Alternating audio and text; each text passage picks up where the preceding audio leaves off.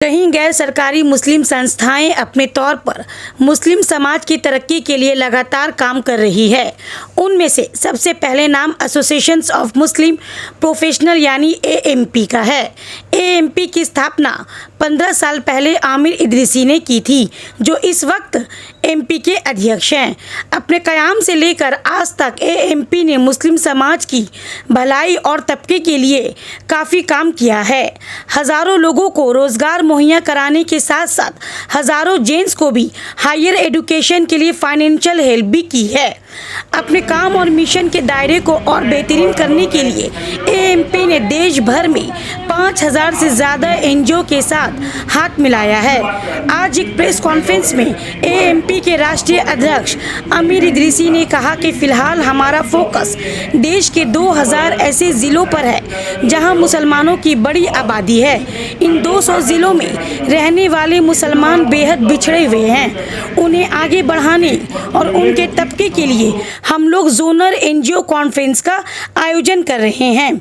इसी सिलसिले में 9 और 10 सितंबर को कोलकाता में AMP east India NGO conference का आयोजन किया जाएगा, जिसमें देश भर से educationist, social activist, Ulama, policy makers और सिविल सोसाइटी एक्टिविस्ट हिस्सा लेंगे। 2 दिन तक चलने वाले इस कॉन्फ्रेंस में भारतीय मुस्लिम समाज से मुतालिक मुख्तलिफ मुद्दों पर चर्चा की जाएगी। प्रेस कॉन्फ्रेंस में सेंट स्टीफन स्कूल के सेक्रेटरी इमरान ज़की ने कहा कि मुस्लिम समाज की तरक्की के लिए एएमपी की मिशन के लिए जितनी तारीफ़ की जाए वो कम है। ये मिशन सिर्फ मुस्लिम समाज की विकास का नहीं बल्कि मुल्क की तरक्की का है। वहीं समैरिटन हेल्प मिशन के सेक्रेटरी मामून अख्तर ने कहा कि एएमपी ने अपने टारगेट को हासिल करने के लिए एनजीओज को साथ लेने का जो कदम उठाया है वो बेमिसाल है, क्योंकि एनजीओज मुल्क के हर हिस्से में काम कर रहे हैं। उन्हें साथ लेने से एएमपी को काम करने में आसानी होगी। ऑर्गेनाइजेशन को साथ में कनेक्ट करके काम करते हैं मुल्क के अलग अलग हिस्सों में। आइडिया ये है कि इन ऑर्गेनाइजेशंस को ट्रेन किया जाए, गाइड किया जाए, इनकी मदद ली जाए प्रोजेक्ट एग्जीक्यूशन में, डिस्ट्रिक्ट प्लेसेस पे, तालुका प्लेसेस पे, छोटे शहरों में। इसी चीज़ को आगे बढ़ाते हुए हम लोगों ने जोनल कॉन्फ्रेंस ऑर्गेनाइज करने का फाइनल किया है। इससे पहले नॉर्थ इंडिया जोनल कॉन्फ्रेंस हमने लखनऊ में ऑर्गेनाइज की थी 4 और 5 मार्च को, बहुत ही कामयाब रही थी। अलग अलग ऑर्गेनाइजेशन के 600 से ज़्यादा लोग 150 डिस्ट्रिक्ट से वहाँ पर उस कॉन्फ्रेंस में आए थे। इसी तरह की कॉन्फ्रेंस हम लोग east India NGO conference organise करने जा रहे हैं 9 और 10 सितंबर को, 9, 10 सितंबर ऑफ दिस ईयर। यहाँ पर आपके शहर कोलकाता में हम ये कॉन्फ्रेंस ऑर्गेनाइज करेंगे और इसमें सारे ईस्टर्न इंडिया के स्टेट्स और सारे नॉर्थ ईस्ट के states, West Bengal, Orissa, Jharkhand, Bihar, Assam and all other north eastern states, यहाँ से तकरीबन मुझे लग रहा है कि 600 के करीब डेलीगेट्स आएंगे इन तमाम हिस्सों से। कोशिश होगी कि उनको एक्सपर्ट्स गाइड करें, उनको जो है ना, जो सीनियर लोग हैं जो काम कर रहे हैं, खासतौर पर ऐसे लोग होंगे उस पूरे इवेंट में कि जो ऑलरेडी बड़े प्रोजेक्ट्स चला रहे हैं, ऐसे लोगों को यहाँ पर लाया जाएगा और ये वो लोग गाइड करेंगे। एकदम अज़्म मुसम्मम है, आप यूँ कह सकते हैं, पक्का इरादा है कि हर डिस्ट्रिक्ट तक पहुँचना है, हर तालुका तक पहुँचना है। और इंशाल्लाह मैंने कहा कि हम लोग जो है कुछ इनिशिएटिव्स तो हमारे ऐसे हैं कि आने वाले 10 सालों में हम हर घर तक पहुँचेंगे इंशाल्लाह, और हर बच्चे को जो है ना उसका कहीं ना कहीं बेनिफिट देने की कोशिश करेंगे, स्पेशली एजुकेशन और एम्प्लॉयमेंट के डोमेन में। इनमें सारे लोग वर्किंग प्रोफेशनल्स थे, तो जब हमने ऑर्गेनाइजेशन बनाई तो डे 1 से ही एक दूसरे को जॉब में हेल्प करने का काम शुरू किया। कोई बहुत ऑर्गेनाइज नहीं थी वो एक्टिविटी, लेकिन एक दूसरे को हेल्प करना, जॉब दिलाने मदद करना। जब उसमें थोड़ी थोड़ी कामयाबी मिलने लगी तब उसको हमने ऑफिशियल प्रोजेक्ट बनाया और फिर उसमें जो है एचआरस को कनेक्ट करना, एचआर प्रोफेशनल्स को कनेक्ट करना, उनकी रिक्वायरमेंट्स को एक दूसरे के साथ शेयर करना, इस तरह बात आगे बढ़ती गई। फिर हमने जॉब फेयर ऑर्गेनाइज किया, जॉब ड्राइव ऑर्गेनाइज किया। वो ऑर्गेनाइज करते वक्त महसूस हुआ कि बच्चे ट्रेंड नहीं है, इनको बेसिक स्किल्स की कमी है, तो एम्प्लॉयबिलिटी स्किल प्रोग्राम शुरू किया हम लोगों ने।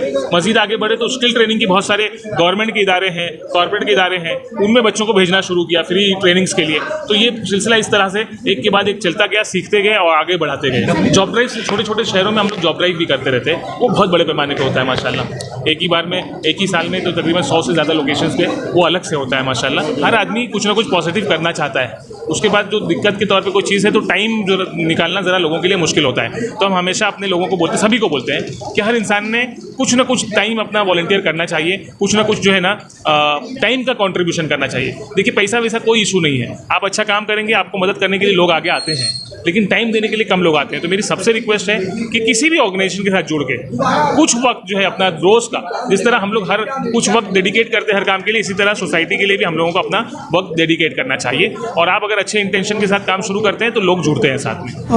आप सभी को पता है कि काफ़ी दिन पहले मतलब लास्ट ईयर रश्मि का ये चेहरा आप देखिए कैमरा में क्लोजअप करके कि उसका फटल एक्सीडेंट हुआ था और उस एक्सीडेंट में वो करीब 3 महीना कोमा में चली गई थी, होश भी नहीं था और हम लोग उम्मीद छोड़ चुके थे कि ये फिर चल सकेगी या नहीं चल सकेगी, खड़ी भी नहीं हो सकेगी, ये श्योर थे इसकी लाइफ ख़त्म है, कभी भी मर सकती है, ये भी हम लोग सोच चुके थे।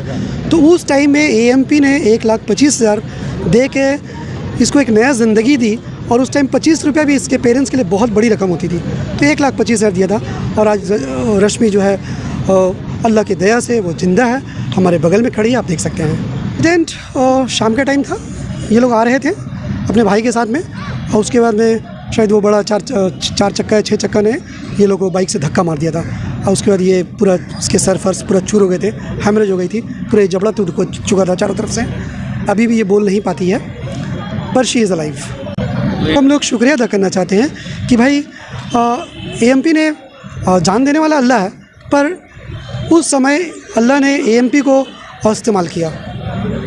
अल्लाह used AMP as his instrument. तो AMP का यही है कि जो पॉकेट है जहाँ पर अभी भी एजुकेशन सही से नहीं हो पा रहा है, जहाँ एम्पावरमेंट नहीं है, उस पॉकेट को फुलफ़िल किया जाए और फुलफ़िल वही कर सकता है जो नॉन प्रॉफिट ही कर सकते हैं, वहाँ के अदारे कर सकते हैं। तो अगर अदारा नहीं है तो अदारा बनाया जाए। AMP जिस तरह काम कर रही है, क्या और ज़रूरत है तेज़ी से काम करने की? बिल्कुल काम ये हमारे पास हमेशा वक्त, time is very big factor. हमें बहुत तेज़ी के साथ काम करना पड़ेगा और टाइम बाउंड काम करना पड़ेगा।